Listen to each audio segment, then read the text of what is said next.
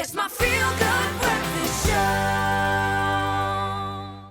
Every time I see you, I get even more excited because today is something special. I can see the pieces falling into place. We've been speaking so much about online games and team chats.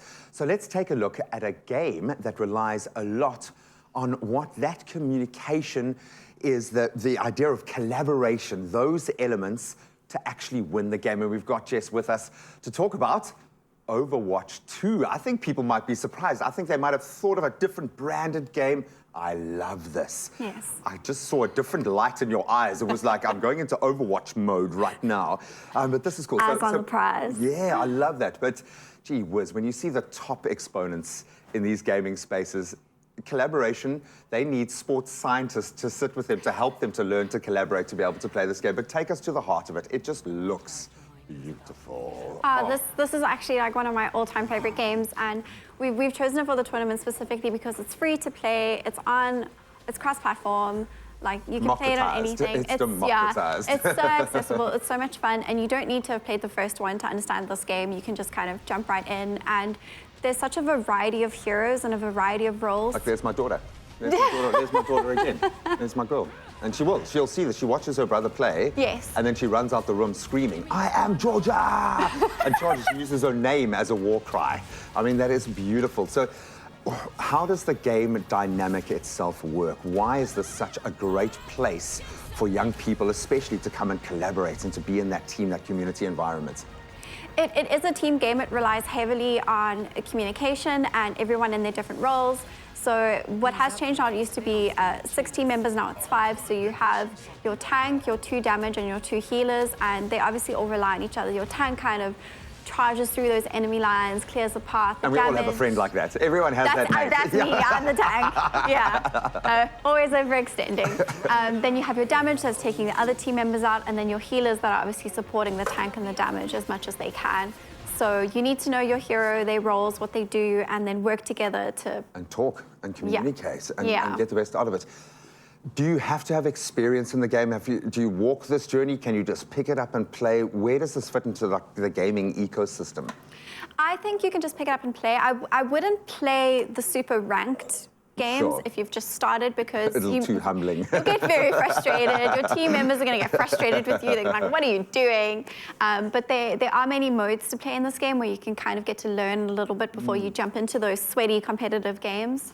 So that is a lot of fun. And maybe there is a lesson in culture, and I hate to use the word coding, but we often in this space, maybe there's something to know that if you're going to misrepresent yourself entering into a space, but that might lead to something. It's not to condone any negative reaction, but just bear in mind, if you're a young gamer, just like a young surfer, you know, just you got to know where you fit into that ecosystem, because it is a collaborative space. All of this being said, it looks, I mean, there's a lot of action, but it doesn't seem like, I'm kind of thinking my son would be comfortable in this, but where do we sit with now as a parent? How do you feel about the age grouping on this? I would be quite comfortable with like a younger kid playing this, because there are guns, but it's not super violent. Like not every hero has a gun. There's not a lot of gore. It's not super graphic. A lot of it's just almost like magic and technology. Yeah. So, you know, I would feel quite comfortable with a younger kid playing this if you don't want your kids playing super violent games, because although it is a shooter, it's not particularly violent. And it's representative in a very extreme way. No, it is. There's a huge diversity of characters as well, like men, women, in between, characters that aren't even human. It's great. And I love the tech vibe. I love the fact that this is a way to get excited about tech in a way that isn't, as you say, violent. And I love the fact, and this is literally how I buy things. Whether it's a toy, whether it's a comic, whether it's a game, if I can't find a ginger-haired female anywhere in the mix, my daughter doesn't get it, and that's the simple truth. I absolutely love the fact that we have got opportunities for youngsters, especially young female gamers, to feel safe, but also just to have fun, because that is what gaming is about, and this looks like the one. So thank you so much. I think we're going to keep you here the whole day. You're just going to have to stick around. I got to go play some Overwatch. Of course. You can set it up here. I think hubby might have left something here. for you to play. Our crew demands it, but we're going to keep all the details of this incredible event. Just quickly, how can people connect with the event, specifically for female gamers and the femme community? How can they connect with you? So myself and Vrishka at the Jess Hines and at Vrishka GG, we've been posting about the tournament a lot.